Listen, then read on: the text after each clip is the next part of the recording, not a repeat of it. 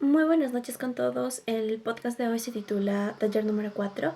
Es así que en este podcast vamos a responder 3 preguntas muy interesantes, siendo la primera, en el contexto de la película de Batman, ¿qué similitudes encuentra usted entre Ciudad Gótica y el Ecuador?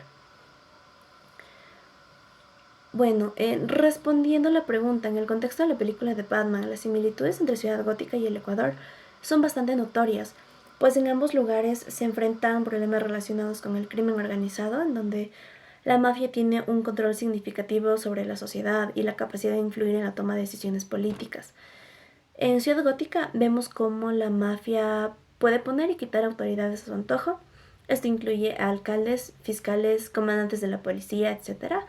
Y esta es una clara similitud con la realidad que vivimos en Ecuador, en donde el crimen organizado ha ganado terreno y ejerce una influencia considerable en la elección y remoción de figuras claves para el sistema de justicia y de seguridad pública. En la película, el villano llamado el Acertijo actúa como básicamente bajo su propia mano, exponiendo a criminales como el mafioso Omar Rooney. Esta dinámica es básicamente asemejable a la situación del Ecuador, en donde los líderes políticos caen por sus propias mentiras y los justicieros toman la ley en sus propias manos, cometiendo pues crímenes en busca de justicia. Y bueno, entonces esta situación refleja la falta de confianza en las instituciones y una creencia, o mejor dicho, una plena realidad de que la corrupción ha contaminado bastante todos los niveles del sistema legal del país. Además, tanto en Ciudad Gótica como en el Ecuador, los problemas de homicidios y narcotráfico son temas diarios en las calles. Y las autoridades suelen reaccionar después de que se han cometido los crímenes, en lugar de implementar medidas preventivas efectivas. Esto, tanto en Ciudad Gótica como en el Ecuador, demuestra un ambiente en el que la violencia y la criminalidad son pan de cada día, atentando contra las vidas de las personas ecuatorianas, de la población y la sociedad del Ecuador. Una similitud también adicional que puede aumentar es la relación complicada entre la policía y los criminales, puesto que en ambas situaciones la policía puede llegar a proteger a los criminales y otorgarles un poder estatal, lo que contribuye a la perpetuación del crimen.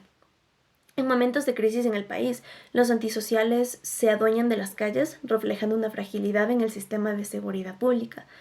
Una fragilidad que en anteriores momentos ya hemos visto cómo afecta en nuestra realidad como ecuatorianos.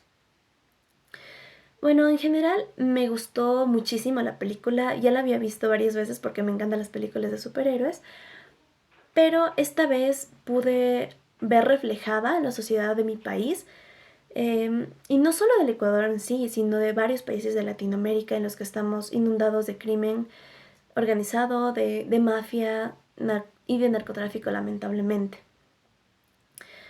Bueno, ahora respondamos la segunda pregunta, que es ¿cuál es la exigibilidad de un pacto parasocial?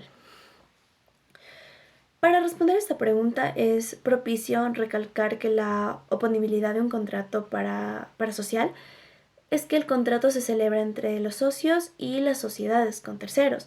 Este contrato se celebra al margen de las normas societarias. Entonces, si el nivel de efectividad e incumplimiento se eleva, estarían también regulados en su mayoría por normas civiles y en proporción por normas societarias.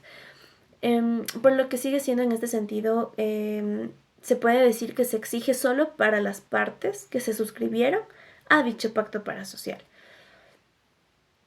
Y finalmente, la última pregunta es, ¿qué es el buen gobierno corporativo y de qué manera es exigible su reglamentación?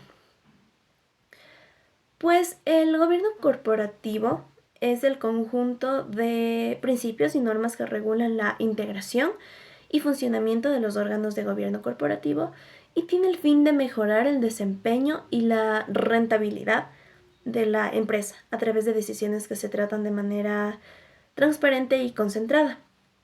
Por ejemplo, en Estados Unidos existen diversos modelos que abordan el tema del buen gobierno corporativo y básicamente estos modelos enfatizan la necesidad de impulsar la empresa alineando los intereses de quienes tienen derechos y de aquellos que no los tienen, evitando conflictos que puedan pues obstaculizar el crecimiento.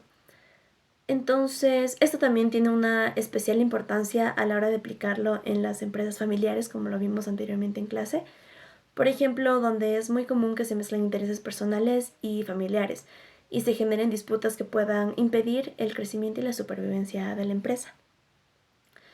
Eso sería todo. Muchas gracias por la atención.